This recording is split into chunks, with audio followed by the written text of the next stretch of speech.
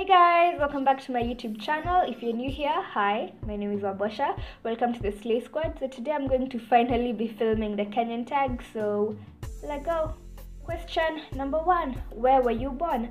I was born in Nairobi, Kenya, in a hospital called Nairobi Hospital, and from all the stories I was told, it was a very cold day. Question number 2. What part of Kenya do you come from? I come from Taita, more specifically a place called Wundanyi, and just in case you don't know where Taita is, it is just before you get to Mombasa, and that, you guys, may or may not have something to do with why I nailed the Kiswahili voiceover video. Question number 3. What is your Kenyan name? My Kenyan name is Wabosha, and it's a Taita name. And quick fun fact, we are about 5 Wabosha women in the family, the OG being my grandmother.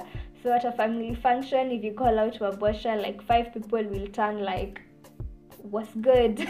Question number 4. Do you speak any Kenyan languages? Well, I do speak Kiswahili, which is our national language, and I also speak English, obviously, which is our official language, and I also do understand Kamba. That reminds me, I forgot to mention, I am half Kamba, so I can understand Kamba. Speaking it is a whole new struggle.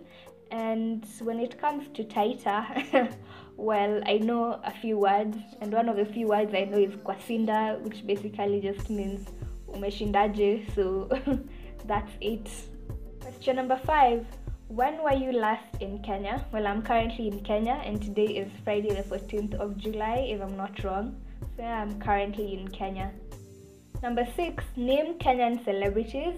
Well, there is Lupita Nyong'o, Barack Obama, Sauti Sol, Wangari Maathai, Julius Yego, David Rudisha, and yeah, I'm sure there are many more, I just can't think of them right now.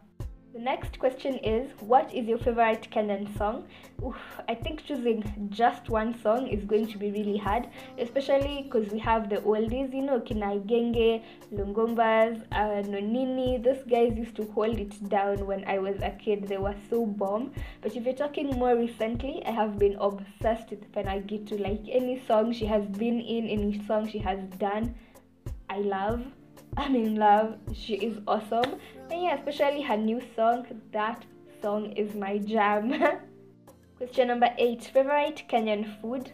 I definitely love chapo. I'm a chapati person, and I can't understand people like Joe Karani who don't like chapos. I mean, Joe, why? You know, what is this injustice?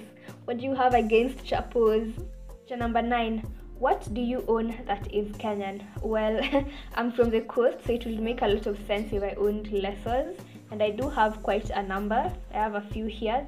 This, I think, is my favorite one, and I also have, oops, I'm shaking the camera, I'm so sorry guys, and I also have this one and this other green one. And lessons usually have methalis on them, like this one. Here's the methali on this one. And it basically just says kuomba sikupata, Mungu akipenda atakupa. So yeah, I own quite a few lessons. Question number 10. What is your least favorite thing about Kenya? Well, I think my least favorite thing about Kenya is how the poor people, or rather the less fortunate people, live incredibly close to people who are so rich. And there's actually kinda a backstory to this one.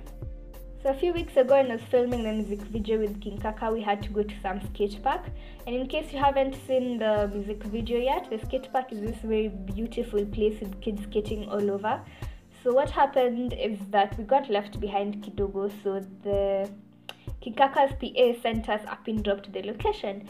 So we're driving, we get to Loresho, and then Google Maps leads us to this, you know, big black gate. So we're like, we must be lost because this looks like an estate gate. So we roll down the window, ask the askari there, you know, we're trying to get to this place, how do we get there? Then she says, you know, just get into the estate and follow the barabara until the end. So we're like, fresh. She opens for us, we get in, we're driving, and I don't know if I mentioned, but the houses were so big and pretty with nice compounds. So basically, like, this is the road that we're passing in between, and then there are houses on this side and houses on this other side.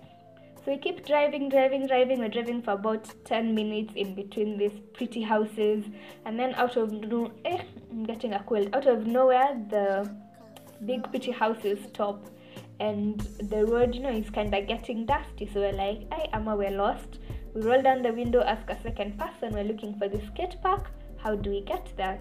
So then the guy goes like, just continue following the road until you pass a Kijiji, and it will be on your it will be on your left.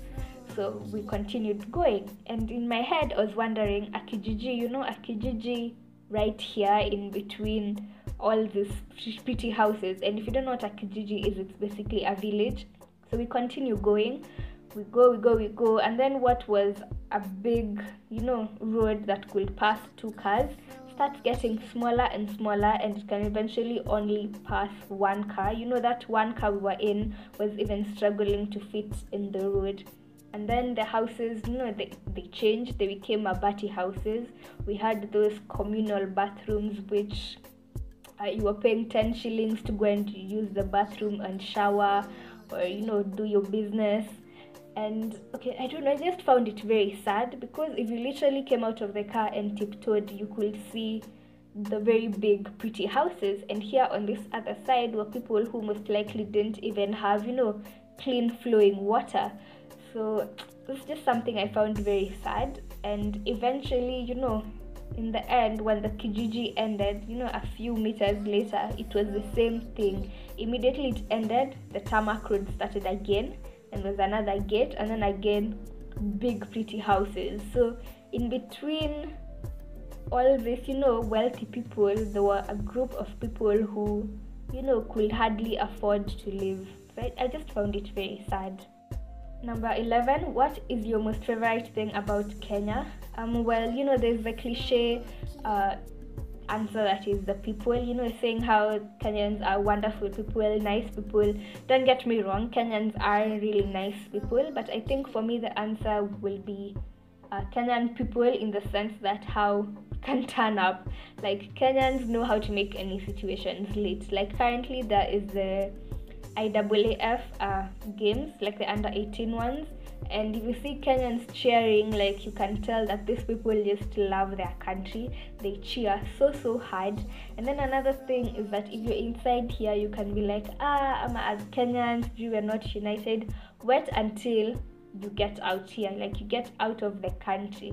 Like when I was in Dubai, I swear you could tell a Kenyan from so far, and for some weird reason when you're out there, it feels, I don't know, it feels like a piece of home when you spot a Kenyan, and then you can just both talk Kiswahili. You know how here the people who are like, oh, I don't talk Kiswahili. Out there you meet someone and the first thing you want to do is talk Kiswahili with them. So yeah, I think Kenyans are just lit people in general. So that is it for this 6th video. Don't forget to like, comment, share, and if you're new to this channel, please subscribe down below for new videos every Mondays and Thursdays. Always remember to work hard and have good intentions. Until next time, bye!